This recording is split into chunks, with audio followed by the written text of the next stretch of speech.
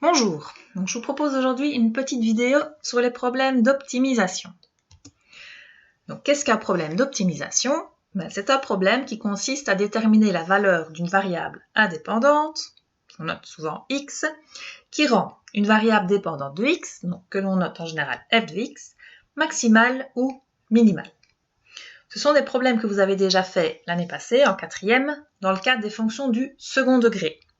Donc on avait des problèmes concrets, et donc on vous demandait de rendre une variable maximale ou minimale, et quand vous exprimiez cette variable-là en fonction du x, vous retombiez sur une expression du second degré.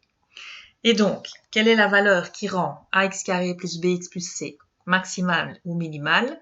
C'est la valeur moins b sur 2a, qui correspond à l'abscisse du sommet de la parabole, puisque l'abscisse du sommet, c'est bien la valeur de x en laquelle f de x est le plus grand, puisque au sommet l'ordonnée est la plus grande, si la concavité est tournée vers le bas évidemment, ou bien le sommet c'est le point en lequel l'ordonnée est la plus petite, si on a une parabole qui a une concavité tournée vers le haut.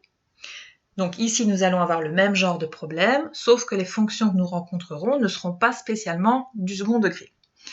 Mais ici nous avons vu un nouvel outil pour trouver un maximum ou une fonction d'une fonction, un maximum ou un minimum d'une fonction quelconque. L'outil à utiliser, ce sera donc la dérivée de la fonction. Et donc, la valeur x qui rendra f de x max ou min, ce sera une racine de la dérivée première, donc en laquelle la dérivée change de signe. Donc, nous allons faire un exemple, qui est un exemple de type géométrique. Il se trouve dans les feuilles, donc c'est le numéro 26 de la page 123. Et donc, je vais vous montrer les grands principes de ce genre de problème et les différentes étapes que je vous demande de suivre. Donc, un réservoir a la forme d'un parallélépipède rectangle à base carrée et il doit contenir 360 mètres cubes. On sait que le prix par mètre carré du revêtement est de 1 € pour la base, 1,50 € pour le couvercle et 0,75 € pour les parois latérales.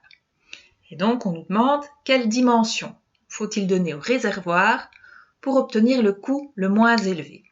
Donc, à partir de l'énoncé, il y a deux choses à bien distinguer. C'est la variable indépendante, qui est en fait ce qu'on cherche, et la variable dépendante, donc la fonction, qui est ce qui doit être maximal ou minimal. Donc, pour bien trouver ce qu'est x et ce qu'est f de x, il faut absolument s'intéresser à la question. Donc, la question, c'est qu'est-ce qu'on cherche? On cherche les dimensions du parallélépipède rectangle. Donc, les dimensions, il y a évidemment deux variables. Donc, on peut appeler x et puis l'autre y ou autre chose. Mais il faudra de toute façon, pour résoudre le problème, se ramener à une seule variable. Et donc, la variable, c'est ce qu'on cherche.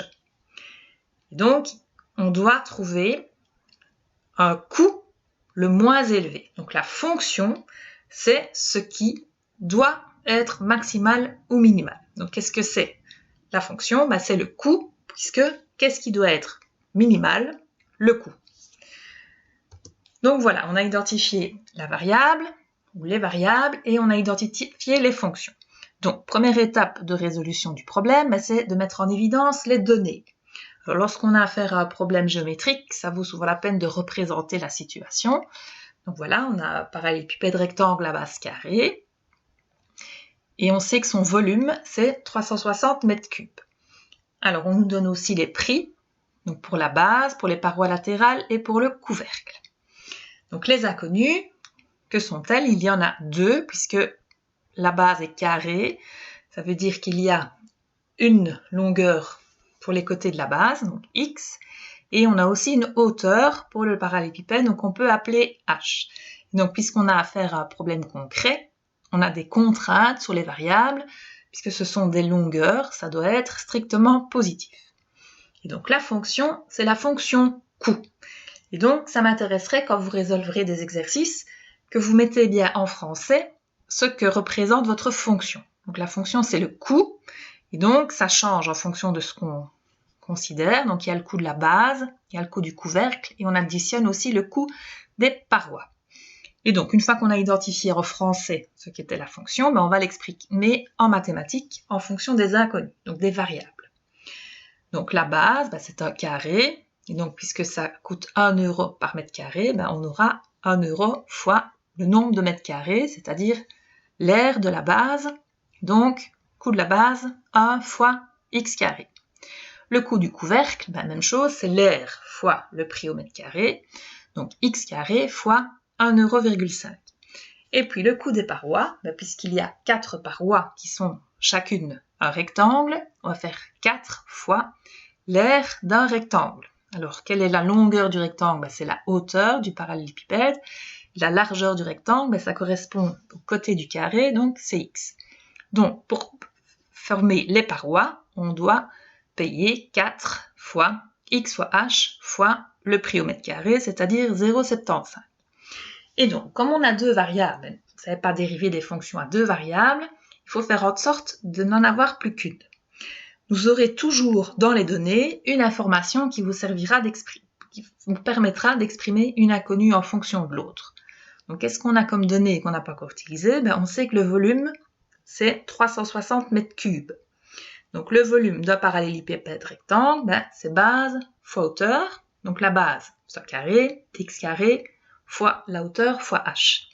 Et donc, à partir de l'égalité 360 égale x carré fois h, et on peut exprimer h en fonction de x, donc h est égal à 360 sur x carré. Donc, que vaut ma fonction en fonction de x? X carré fois 1 plus x carré fois 1,5 plus 4 fois x, et je remplace h par ce que j'ai trouvé, donc 360 sur x carré, et puis fois 0,75. Et donc, si on simplifie un petit peu tout ça, des x carrés, il y en a 2,5, 4 fois 0,75, c'est 3, et 3 fois 360, ça fait 1080. Donc, je simplifie les x, il me reste donc 1080 sur x. Donc, voilà ma fonction. Première étape super importante. Et donc, qu'est-ce qu'on va faire avec cette fonction-là? Si on veut trouver son maximum ou son minimum, on doit dériver la fonction. Donc, dérivée d'une somme. Donc, je fais la dérivée de chacun des termes. Donc, premier terme, 2,5 fois 2x. Et 1080 sur x, c'est comme un nombre fois 1 sur x. Donc, la dérivée, c'est ce nombre, 1080 fois moins 1 sur x carré. Et donc, si je mets tout sur le même dénominateur, nous obtenons 5x cube moins 1080 sur x carré. Voilà, donc là, j'ai ma dérivée. Et donc, si je veux trouver le maximum ou le minimum, je vais faire un tableau de signes de la dérivée. Donc, quelles sont les valeurs des racines? 5x cube moins 1080 égale à 0. Si elle se ment, si x cube égale 1080 sur 5, c'est-à-dire 216, et la racine cubique de 216, c'est 6. Quelle est la valeur du pôle? C'est 0, puisque x carré est nul quand x égale 0. Donc, je complète mon tableau de signes. Donc, 5x cube moins 1080 s'annule en 6, est négatif avant et positif après. Donc, le signe d'un cube, on n'a pas vraiment vu, mais si vous pensez aux manipulations de fonctions, la fonction 5x cube moins 1080 est bien négative avant sa racine et positive après. X carré, donc c'est un carré, donc c'est toujours positif, sauf en 0, ça s'annule. Et donc, f' est négatif, n'existe pas en 0 et puis est de nouveau négatif, s'annule en 6 et est positif après. Donc, si j'interprète le signe de ma dérivée première en croissance et décroissance de la fonction, donc la fonction est décroissante avant 0, mais de toute façon avant 0, comme on ne peut pas avoir un x négatif, ça ne nous intéresse pas. Et donc, on voit qu'elle est décroissante avant 6, croissante après 6, donc 6 correspond au minimum de la fonction. Et donc, le coût est minimum si la longueur des côtés de la base vaut 6 mètres. Et pour trouver la hauteur, on savait que la hauteur, c'était 360 sur x carré, donc 360 sur 36, c'est-à-dire 10 mètres. On nous demande ensuite, dans la question, la valeur du coût. Je remplace dans ma fonction x par 6 et je trouve la valeur du coût. Donc, ne jamais oublier, quand il s'agit d'un problème, de répondre à la question qui est exprimée en français par une phrase en français. Voilà, donc vous avez là les grandes étapes par lesquelles il faut passer pour résoudre un problème d'optimisation. Alors, une des caractéristiques des problèmes, c'est évidemment qu'ils sont souvent tous différents. Donc, je vous laisse en essayer quelques-uns. Il y a un correctif dans les feuilles. Si vous avez besoin de détails, vous me posez des questions. Et donc, la semaine prochaine, je vous renverrai un deuxième type de problème, parce qu'il y en a qui sont quand même un peu plus spécifiques ou compliqués que d'autres. Et donc, une deuxième série d'exercices pour la semaine prochaine. Bon travail et bonne semaine. À bientôt.